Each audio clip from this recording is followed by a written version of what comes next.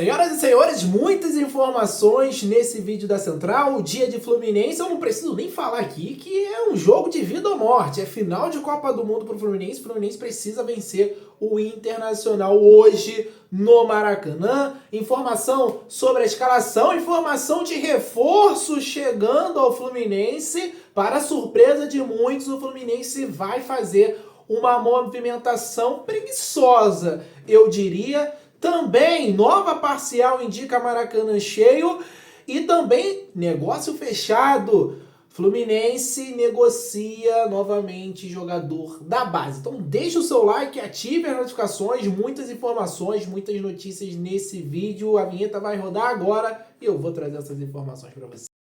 Vamos falar da equipe do Fluminense que vai entrar em campo contra o Internacional nessa quinta-feira pela 14ª rodada do Campeonato Brasileiro no Maracanã, porque temos novidades na equipe titular, mas o Mano Menezes vai utilizar mais ou menos a base que o Marcão vinha utilizando nos últimos jogos. O Alexander retorna ao time, ele estava suspenso contra o Grêmio. Informação publicada primeiro pelo Vitor Lessa, confirmada pelo GE. Marcelo sentiu dores musculares na coxa direita, está fora do confronto contra o Internacional. O Diogo Barbosa assume seu lugar. Terãs, que teve 2 chances com o Marcão, nos 2 jogos com o Marcão, retorna ao banco de reservas. Essa é a provável escalação, então, do Fluminense para enfrentar o Internacional. Fábio, Samuel Xavier, Antônio Carlos, Thiago Santos, Diogo Barbosa, André Martinelli, Alexander, Ganso, Keno e Cano. Essa é a equipe do Fluminense que vai tentar tirar essa nhaca, tirar essa seca, essa sequência ruim de 6 jogos seguidos, perdendo no Campeonato Brasileiro. Isso pro Fluminense não dá, gente. A gente é o Fluminense. A gente não é Juventude, a gente não é o Criciúma, com todo respeito a essas equipes. Então a gente vai ter aí um losango, talvez. Vamos ver isso na prática com a bola rolando, mas a tendência é sim rolar um losango ali com um ganso de enganche para o ataque do Fluminense formado por Keno e Cano. Alexander voltando a ser titular. Eu imagino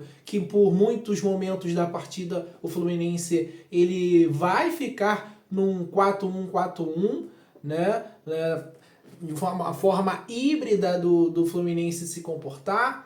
Vamos ver como o Fluminense também vai marcar. Vai ser muito interessante essa partida do Mano pra gente identificar algumas coisas. Também a gente ouviu do Mano que o Martinelli ele pretende usar mais à frente, não tem essa ideia de utilizar jogadores do meio improvisados mais em linha atrás, né? Quer ver o Martinelli mais à frente, outros jogadores mais à frente. Então a gente está curioso para saber o que vamos ver, esperar, né? O que vamos ver dentro de campo, né? Acho que a pergunta é essa: você sai do estilo do Fernando Diniz e vai para o Mano Menezes, gera curiosidade, apesar, né, da gente conhecer um pouquinho do trabalho do Mano com essas mesmas peças que estão aqui no Fluminense. Ele testou alguns jogadores no time titular também. Enfim, a gente deve ver algumas coisas bem diferentes já nesse confronto contra o Internacional. Interessante, fica a curiosidade que quando o Mano Menezes estreou no Internacional, foi justamente contra o Fluminense no Maracanã e perdeu, né? Perdeu para o Fluminense de 2-0. A gente espera que o Fluminense vença agora com o Mano Menezes do nosso lado. Então, tá aí essa equipe que vai enfrentar o Internacional, uma equipe um pouco modificada. A gente pode ver uma formação diferente aí para enfrentar o Internacional, diferente do que a gente está habituado. O estilo Diniz, a gente vai poder acompanhar um pouquinho do estilo Mano Menezes, porque, cara, foram 2 dias, 2 treinos só. É muito pouco, gente. É muito pouco para a galera já assimilar tudo que o Mano planeja. Claro que ele falou na coletiva, fez bola parada, fez marcação-pressão na frente, saída lá de trás, enfim. Então ele trabalhou algumas coisas, ainda não é o ideal, mas ele precisa mostrar resultado já, e é o que a diretoria, é o que a gente como torcedor espera dele. Então comenta aí sobre essa escalação do Fluminense, faria diferente? Colocaria outra escalação? Comenta aí, torcedor tricolor que tá na expectativa. Comenta também a sua expectativa pro placar.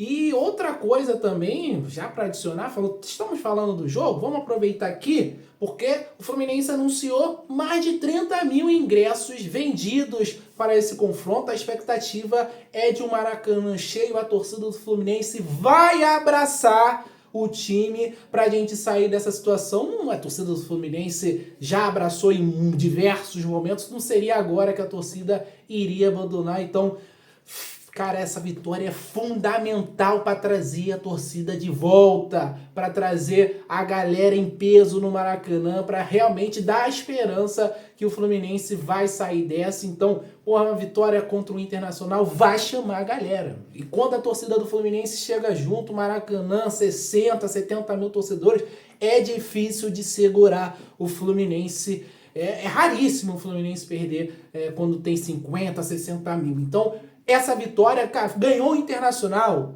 No próximo jogo do Maracanã já vai ter 50 mil. Isso aqui eu garanto para vocês. Fica aí essa informação. Ingressos à venda, com promoção. Você que ainda tá pensando, vai pro jogo, gente. Vai pro jogo, tem espaço lá. Vai apoiar o Fluminense porque estamos precisando e a torcida tem esse poder de empurrar, ser mais um jogador dentro de campo. Deixe seu comentário, vai pro jogo, vai em qual setor, torcedor tricolor? Comente aí com a Central Fluminense.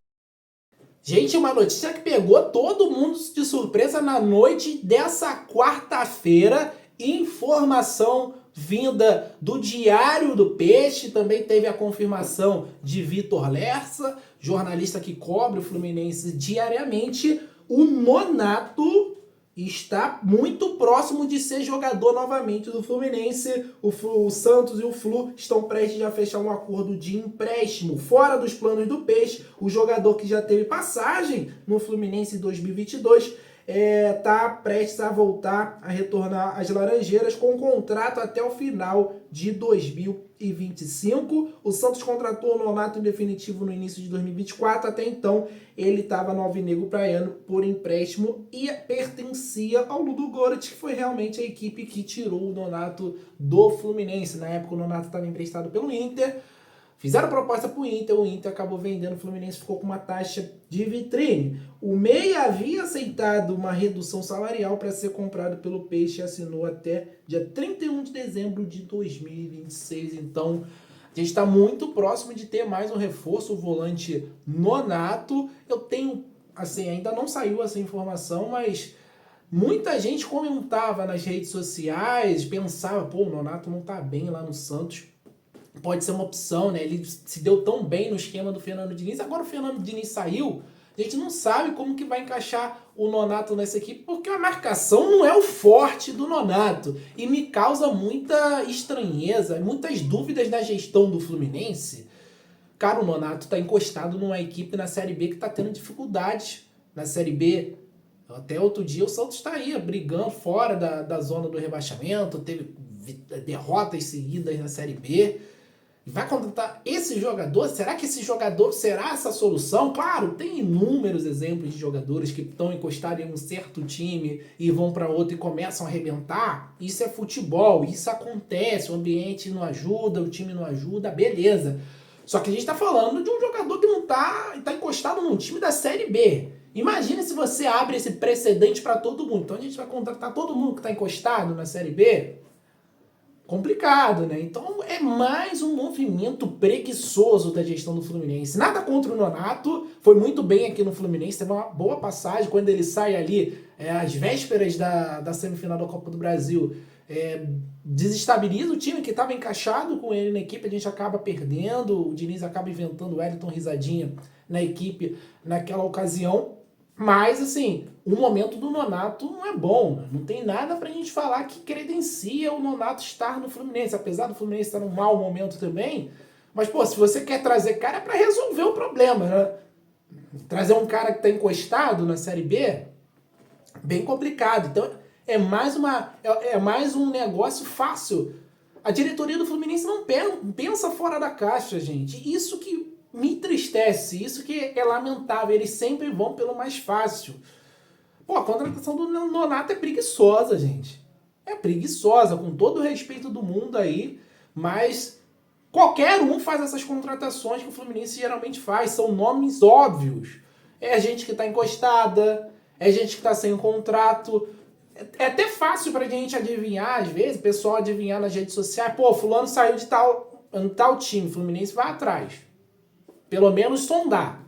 E geralmente 99% aí é verdade. Então, tá aí essa informação, primeiro trazida pelo Diário do Peixe. Nessa publicação, eles reafirmam que tinham publicado ontem, né, sobre o Paulo Henrique Ganso. Então também é para ficar de olho aí, porque eles têm a informação de que o Ganso teria dado sinal verde pro Santos avançar numa futura negociação e não teria problema jogar a Série B com a camisa do time santista. Então vamos ficar de olho aí. Nonato em breve pode ser anunciado pelo Fluminense Futebol Clube. Deixa o seu comentário, torcedor tricolor. Gosta desse retorno do Nonato? Acha que não? Quem você contrataria? Deixa o seu comentário, que é sempre muito importante pra gente. A última informação deste vídeo também é um negócio fechado. O do Nonato é quase fechado, né? Tá bem adiantado. Esse aqui é um negócio fechado. Eu tô falando do volante Eric. Ele é de 2004. Ele tá no Cercle Brugge da Bélgica e o clube belga ativou a cláusula e renovou o empréstimo dele por mais uma temporada com opção de compra. O volante foi emprestado ao clube belga em janeiro desse ano, então o clube da Bélgica ativou essa opção de renovar esse empréstimo por mais um ano, então ele vai ficar até o meio de 2025 lá na Bélgica, e a gente não sabe, né, qual é o valor dessa transação, né, se vão pagar alguma taxa, qual é a opção de compra aí da equipe belga, caso interesse a eles executar essa opção, né? Se tem também, né, opção de compra, geralmente tem, mas a gente ainda não apurou, não conseguiu saber os valores. É um jogador que tem menos fama do que muita gente que está na base tricolor. Eu particularmente conheço pouco esse volante. Teve um momento que ele teve um destaquezinho maior, mas nada que fizesse ele subir para o profissional, porque vamos falar a verdade. Jogadores bons da base do Fluminense, eles sobem, assim, considerados com potencial, aquela coisa toda, a galera sobe para o time profissional do Fluminense. Quando não enxergam esse potencial todo, começam a emprestar. Foi o caso desse jogador, do Eric, também foi o caso do GFT, que foi comprado pelo Rangers agora, né? Tava lá no Chipre, no Apoel. O caso do Luan Brito, que retornou porque o Porto não comprou. O Samuel Granada foi emprestado lá para Portugal também. Então o Fluminense vem fazendo isso com alguns jogadores que estão sem espaço na base, não tem espaço no profissional também, eles não enxergam com muito potencial para o time profissional do Fluminense. Então o Eric está lá nessa equipe belga e deve permanecer por mais uma temporada. Assim, agradou, né? Para o clube ativar essa opção de renovar o empréstimo, é porque agradou. Então a gente vai ficar monitorando também, vai trazer informação quando sair alguma coisa, ou a gente conseguir apurar antes da maioria da galera que cobra o Fluminense. Mas fica aí você, torcedor tricolor, ciente, mais um jogador da base negociado, mais um ano de empréstimo do volante Eric com o Cercle Brugge da Bélgica. Quase que eu erro, hein? É difícil falar esses nomes aí da Europa. Então, você conhece o Eric? Já viu algum jogo dele na base? Deixe o seu comentário, torcedor tricolor. Sempre é muito importante. Muito obrigado por você ficar até o final nesse vídeo comigo. Um abraço aos nossos tricolores. Até a próxima. Valeu.